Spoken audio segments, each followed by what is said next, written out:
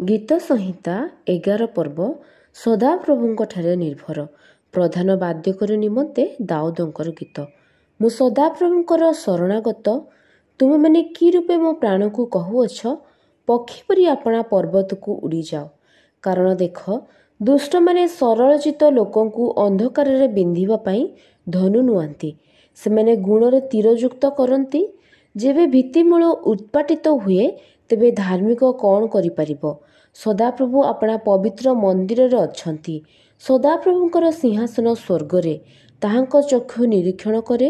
ତାହାଙ୍କ ଚକ୍ଷୁରୂପତା ମନୁଷ୍ୟ ସନ୍ତାନମାନଙ୍କୁ ପରୀକ୍ଷା କରେ। ସଦାପ୍ରଭୁ ଧାର୍ମିକର ପରୀକ୍ଷା କରନ୍ତି, ମାତ୍ର ଦୁଷ୍ଟ ଓ ଦୌରାତ୍ମ୍ୟପ୍ରିୟ ଲୋକଙ୍କୁ ତାହାଙ୍କର ପ୍ରାଣ ଘୃଣା କରେ। ସେ ଦୁଷ୍ଟମାନଙ୍କ ଉପରେ ଜାଲ ବର୍ଷାଇବେ।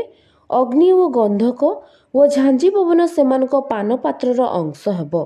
କାରଣ ସଦାପ୍ରଭୁ ଧର୍ମମୟ, ସେ ଧର୍ମକୁ ପ୍ରେମ କରନ୍ତି।